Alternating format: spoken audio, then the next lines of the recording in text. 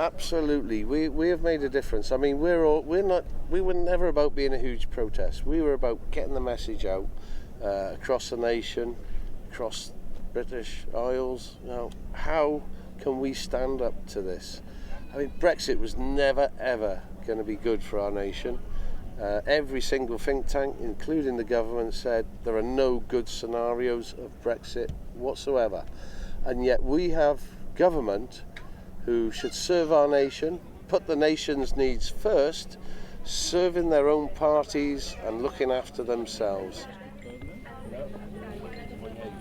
We're grassroots. We are, I mean, we're just your everyday person who wants to get about, do our day-to-day work, live, survive, and then we have a government that is hell-bent on turning our worlds upside down. Well, I say to them, you serve us, we don't serve you. Yeah, I meet people like Jacob Rees-Mogg.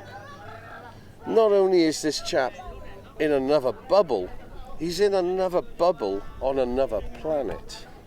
He just has not got a clue about the real world. Stop Brexit!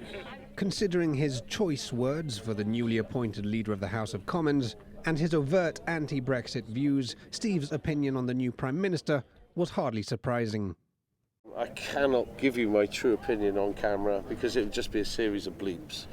But a man that has been sacked twice for lying. He lied to his party about having an affair. He has been up in front of the Expenses Committee over 10 times in the last 2 or 3 years. This is a man people trust to be Prime Minister. I wouldn't even have him as my tea boy. As a man engaged in such a singular mission over the past 2 years, I asked Steve what he had planned post-Brexit as the date set for our departure creeps ever closer. I want to let you into a little secret here. Absolutely, we are never leaving the European Union. Boris will be ousted as Prime Minister. His government is in collapse now. Today he announced he is proroguing Parliament. In our 21st century Britain and the world, these are the acts that people call democracy. They serve us, we don't serve them, and the British people will put a stop to this government. And as a stronghold for Remain voters, Steve has found himself quite at home in Gibraltar, and he took the opportunity to voice his support for the Rock as well. It's a stunning place, beautiful. I've been through the border too.